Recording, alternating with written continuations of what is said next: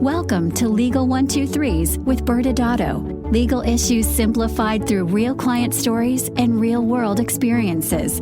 Creating simplicity in 3, 2, 1. Welcome back to Legal 123s with ByrdAdatto. I'm your host, ByrdAdatto, with my co-host, Michael Byrd. As a business and healthcare law firm, we represent clients in multiple business sectors, especially healthcare. Yeah, we do. This season, we're finding common ground for our audience, regardless of your background. Our theme is leadership, where each episode we will talk about leadership from different perspectives.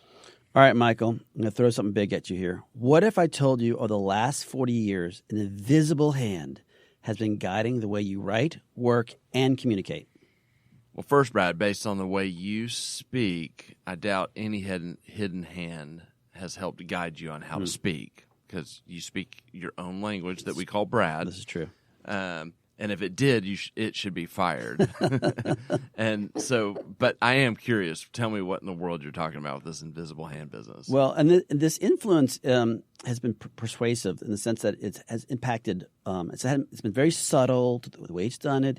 You might have never noticed this invisible hand is Microsoft Word.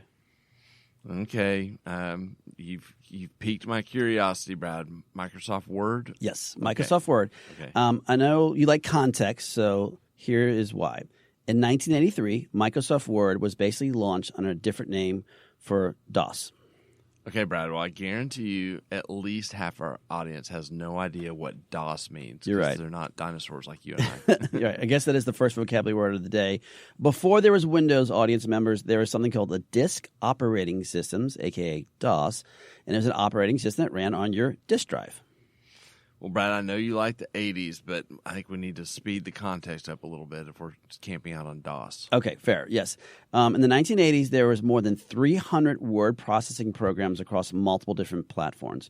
However, by 1994, Microsoft basically said they claimed about 90% of the shares of the word processing market, and it became obviously one of the successful, well-known software products in history, actually, which according to this article I read on the BBC, there's 1.4 billion Windows devices that have Word on it, and 90% of those devices use the Word software. I feel like I can personally relate to everything you just shared because I feel like the legal industry was the last to adopt Word. Yeah. And I mean, I feel like even when we started working together, we were both still sometimes having to use WordPerfect, which was the legal industry's software of choice. It was, and I remember using WordPerfect and not converting well to Word, and clients getting very confused on documents. Yes. And on top of that, Word spell checker and grammar features became a very subtle but necessary use of our language. Yeah, and I'm sure that spell check was a lifesaver for you. It's my best friend, yeah. For sure. And because of how trivial it seems, and this the software started correcting things and became very automated. And you might think, unintentionally, it might say, well, it might change your voice, your unique voice and unique expressions, because it started automatically correcting your spelling and suggesting you write differently. And suggestions aren't really based on your personal writing style or even your tone. It's just this is what the rule says. Okay, well, I do know I broke a lot of rules over the years because I feel like I'm getting offered grammar corrections very frequently. But I agree. I mean, you have to balance grammar versus personality when it starts to come to tone. Yeah, absolutely. It's a tricky balance. So Noel Wolfe, a linguistic. That sounds like a Brad word, and so we'll go with it. Expert in the language learning platform of Babbel provided an example of autocorrectness.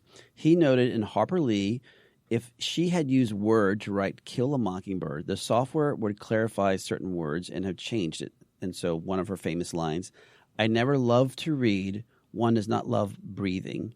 2, I never love to read. Breathing is necessary." Isn't breathing is necessary one of your personal core values? Yes, I believe breathing is a core value for all humans. Okay. But this example illustrates the effects of using such a tool that it can have these subtle shifts that could potentially have far-reaching impact on creative writing. Okay. So what does Word taking over your writing skills have to do with today's guest?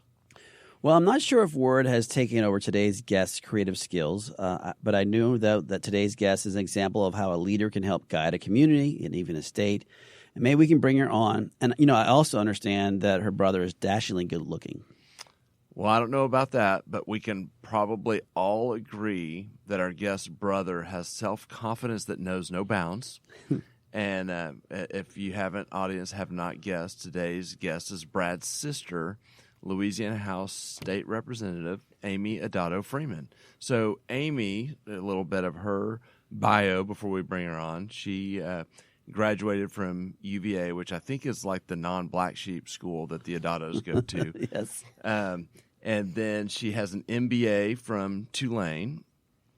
She is the founder of Aimee Freeman Consulting. She is a representative of District 98 in New Orleans, Louisiana, since 2020 and was recently reelected unopposed. And final footnote and sympathy and empathy is that she is Brad's older sister.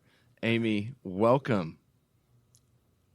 Well, thank you. Hey, and by the way, I'm not his older sister. He's older than me. I forgot. She's just 30. Is that right now? Yeah, exactly. There was a de-aging process that comes on. Even though I was actually by calendar, I was born before Brad. But yet, as time went on, he had to be the older brother. It's interesting. So he's the oldest person in the room is what I'm hearing. Yes.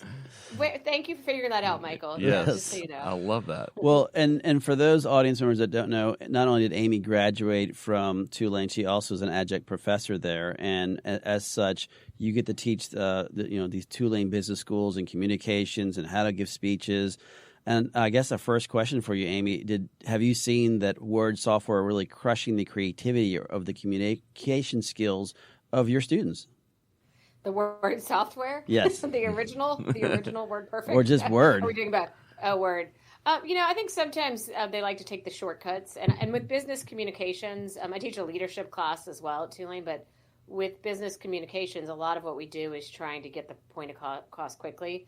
So they use it for grammar check, like Michael says, but they also, sometimes rely on it. And we're getting more into AI and all that. And I'm doing a talk on AI actually on Saturday. And I'm having another. So there is a lot more going on besides Word. I think we need to worry more about AI and students. Fair. Yeah, fair. All right, well, let's get started. And so this is a 50-point question. I want you point by point to tell me everything about Brad that I don't know and that would be really embarrassing. Okay, well, we'll do different episodes. We could do it. Okay. Yes. Okay. Yeah, we'll definitely do that over some bourbon. Okay, Yes. I like Fair. it. I like where you're going with this. Okay, well, then let's talk about something much more important, which is your role as a state representative. Talk to us about kind of that. You started serving in 2020, and just love to hear about that role. Sure. I was elected in 2020. In Louisiana, we have term limits. So it was an open seat. So I ran against 6 other competitors, and we also have what is known as a jungle primary. We do not have closed primary for Democrats and Republicans.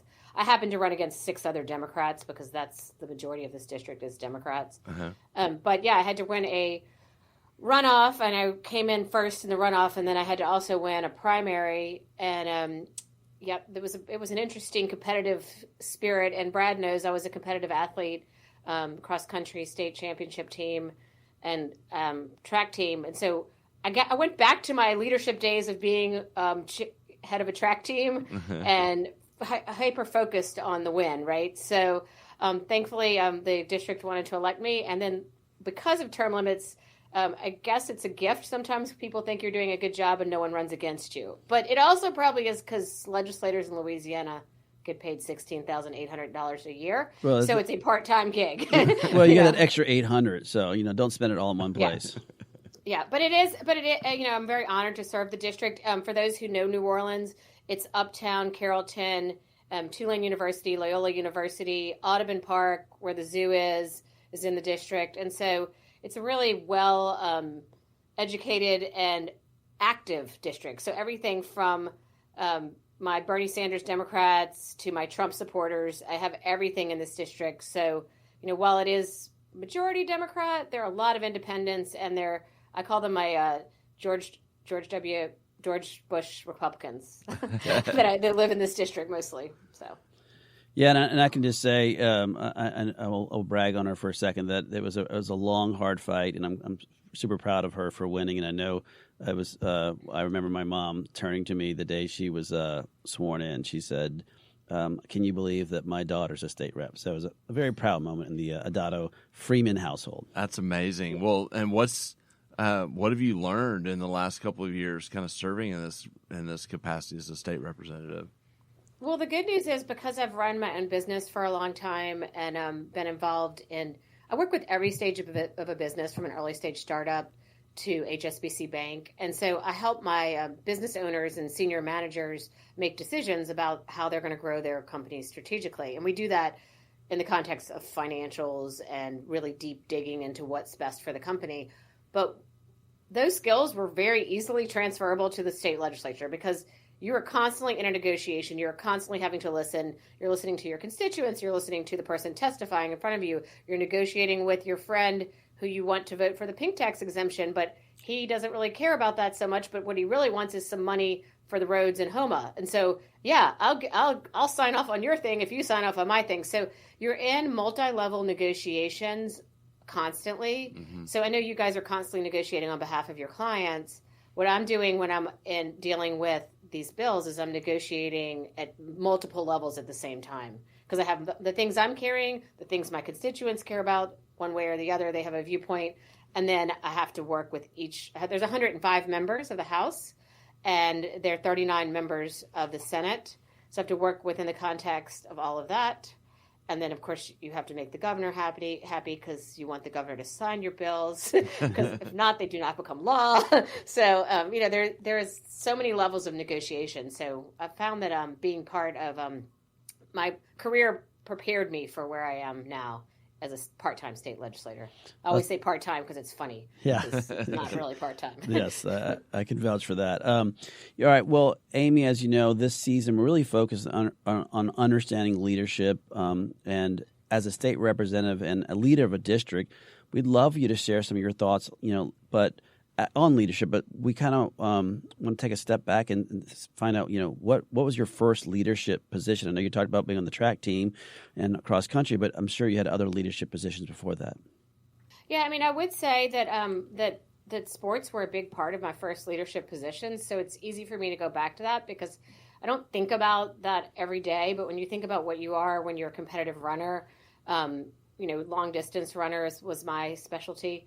And it's really important that you work with each member of your team, but your individual scores are how you win a meet, right? So For those who know cross country, it's the lowest score that wins. So you want to have your runners come in, at the top 10, the top 15, the top 20 to be able to beat the other teams.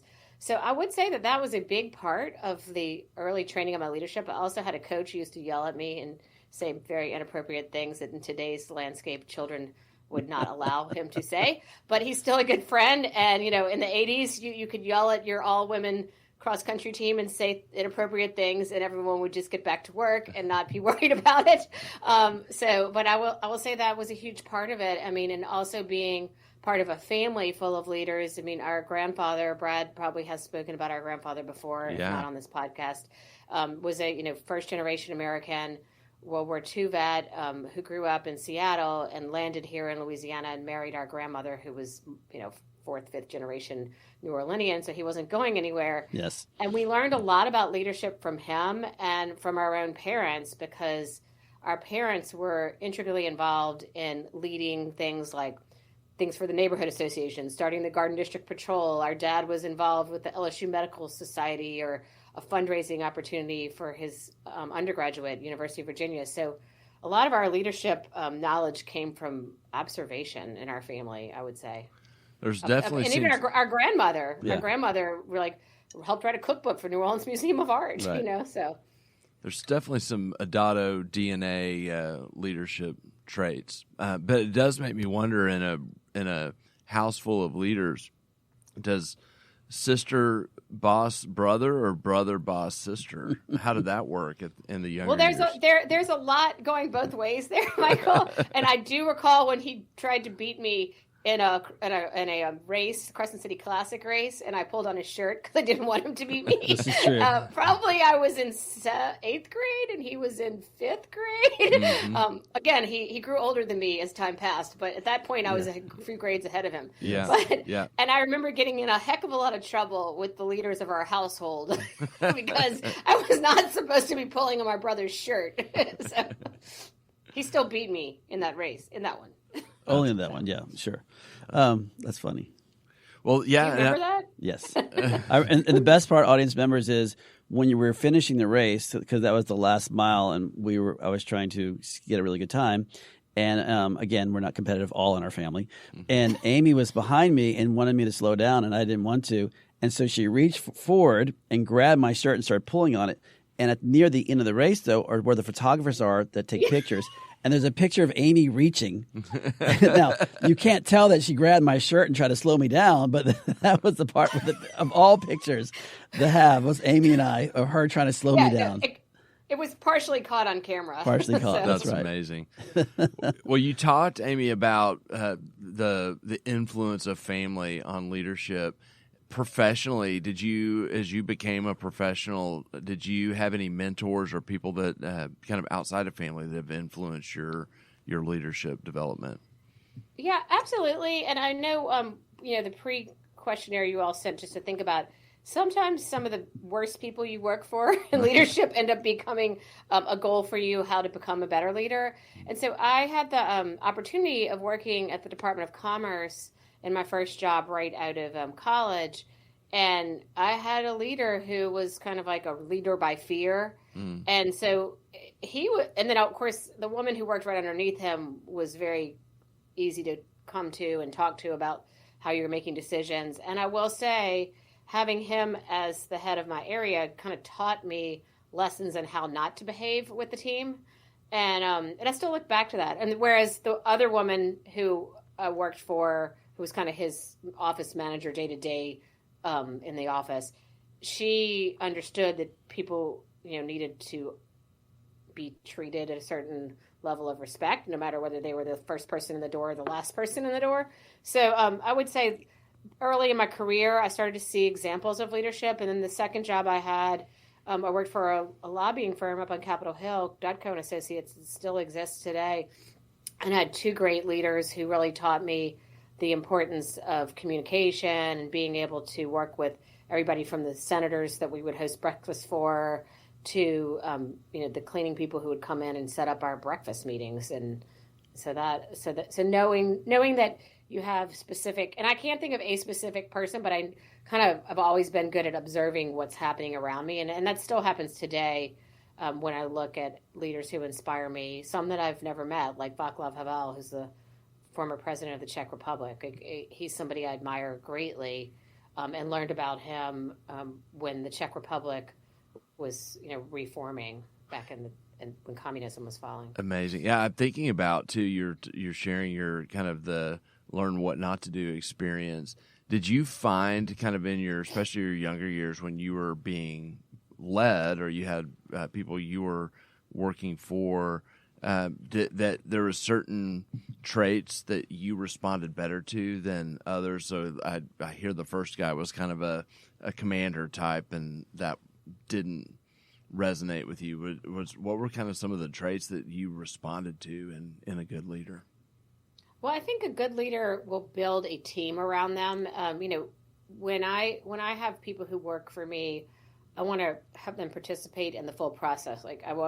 Obviously, I'm not a technology guru, but I know that I need my printer to work, right? Yeah. So I want that set up and I want the work. Well, the same things goes with my leaders. Like if I'm leading somebody, I want to give them skills that when they leave me, they will be well suited. And in fact, as a state legislator, you get a small budget for an assistant, and I've successfully launched two of my assistants into one an advocacy role for housing that's local to Louisiana, and another one's up in D.C. Now working for a congressman from New York. So what I would say is the leaders who showed me how I could be a leader and gave me the time to listen, the time to guide. I mean, it doesn't mean they were always, sometimes it was like, just go get this thing done, right? Because you still have to do your job. Yeah. But what I'll say is that those kind of leaders taught me that giving people confidence to do what they do well will help them be successful in life. And that's, to me, a real leader, somebody who looks at the full picture and respects somebody's family and life as a full picture. Yeah, and I'm thinking about this. Obviously, I don't know why I hadn't reflected, but thinking back to your first days out of college, working in the government at the Commerce Department, having your MBA, and now being back in actually in the government again. Now, even though you're still younger than me, a little bit older than you were out of college. I can say that, right? You're older than you were in college. That's true. Well, let's Aimee, as that leader, and we've established your skills here. What are some of the areas of concern that other people should be mindful of that they often miss? And this could be coming from as a state representative, or with your clientele that you work with, or just in general when you're working with your students. What are areas you think people should be concerned about? Well, I do think, as we know, we're living in a more divided world where people are on far ends. And what's happening is the people, and this is politically speaking, but it's also happening inside of companies that I work for where, two partners of a business are, vastly different thinking which way the company should go, right? But they're equal owners and they need, they want the company to grow, but they are fighting about how to do it. Say two brothers whose dad started the company, that kind of thing. Right. Mm-hmm. And so I think it's said over and over, but it's that listening piece. If you ask me, I think most people live in the middle, but when they get into their own, like, no, it's my way, it's my way, it's my way, they stand on the right or they stand on the left, whatever that fight is. It doesn't have to even be a political fight because they just want their way. And they're, so that listening piece, I work a lot on that for myself.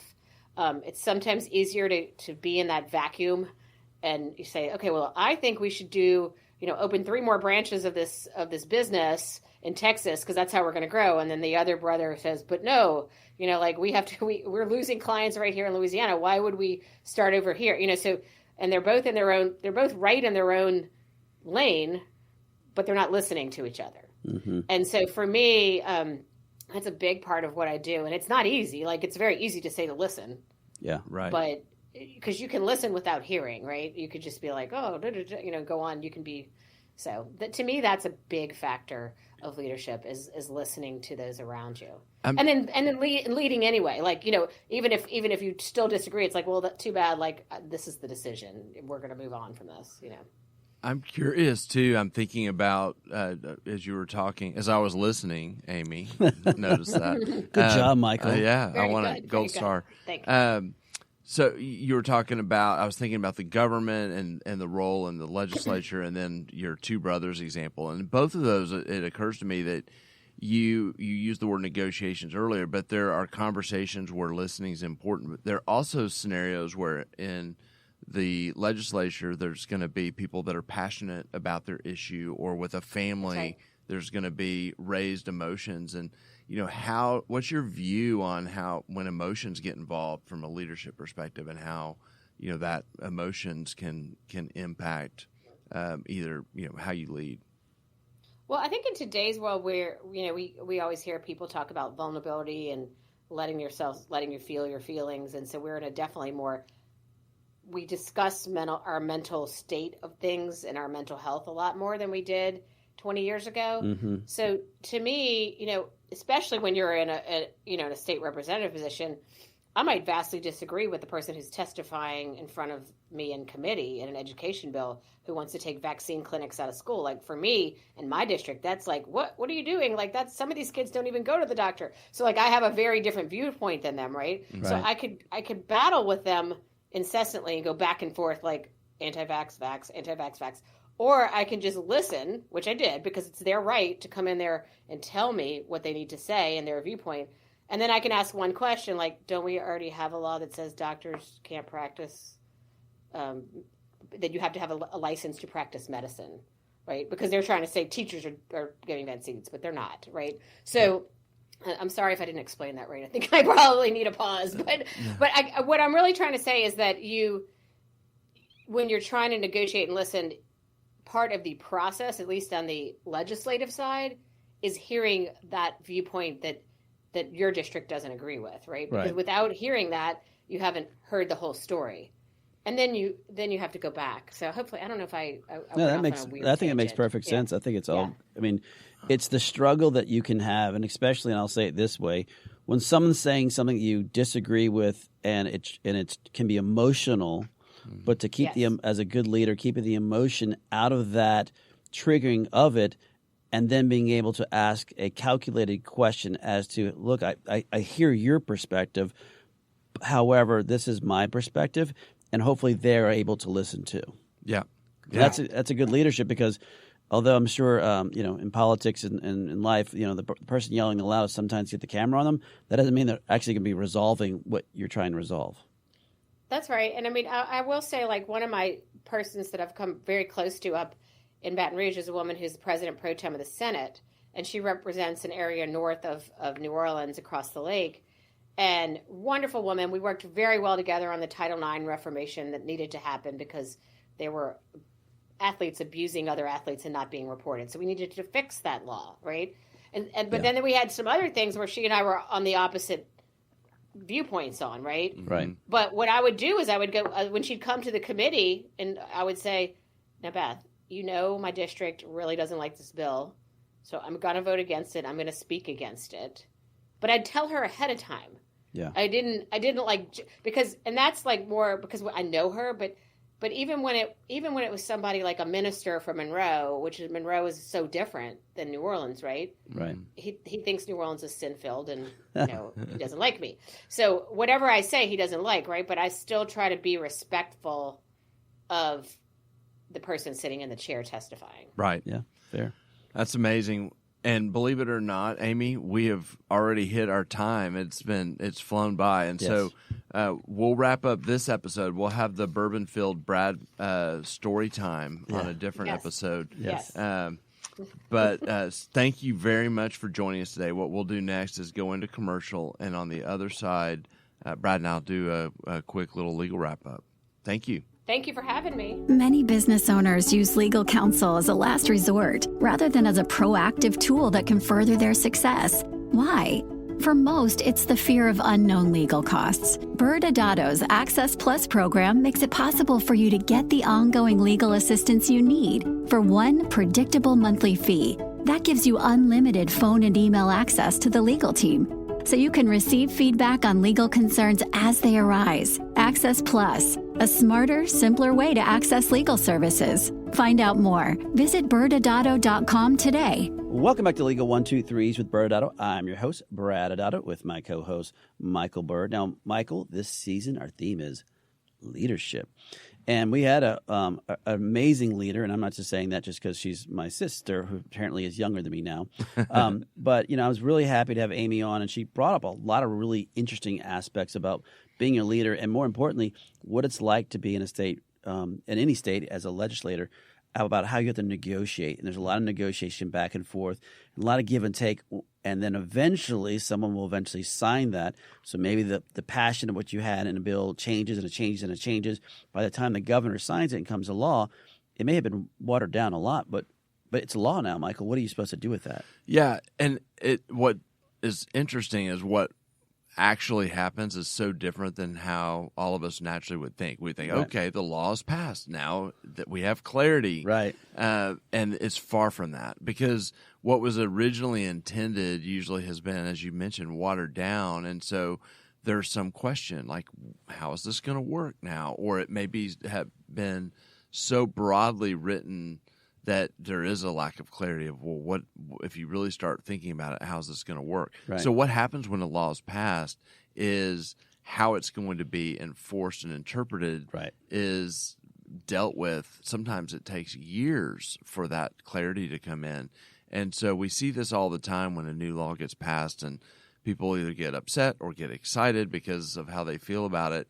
And, oftentimes you will be in even more of a gray zone for a decent amount of time. Yeah, and I'll add one thing. I mean, a lot of times, and I'll use the nurse practitioner example, these states that are passing these laws where a nurse practitioner has autonomy, they're like, oh, so I can start doing it now. We're like, no, we have to wait for the nursing board to release that information about how they're going to enforce it.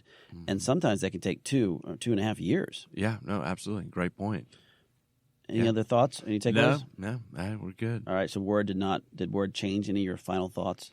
Word did not. I am glad to find out that you are the oldest person in the room now, because I'm piggybacking off Aimee, and now you're older than both of us. All right, Michael. Well, before we exit today's show, I think we have one last shout out for our friends. But for those that know, our awesome good friend who sits across from us every day, our podcast boss, Riley, who's been with us for the last 13 seasons and sadly is leaving us to go do a new venture. We are sending her off, and we are so at one time really happy for Riley and also sad to see her go. But I thought of Riley when Aimee was talking about sending off some of her people that she's led, and so we're very proud of you, Riley, and look forward to seeing what happens next in your new industry. Absolutely. All right, well, audience members, do not panic. Although Riley won't be here with us next week, we will be back next Wednesday with a veteran and infantry officer of the Marine Corps. Todd Boating will be joining us to continue to learn about leadership. Thanks again for joining us today. And remember, if you like this episode, please subscribe. Make sure to give us a 5-star rating and share with your friends. You can also sign up for the ByrdAdatto newsletter by going to our website at ByrdAdatto.com.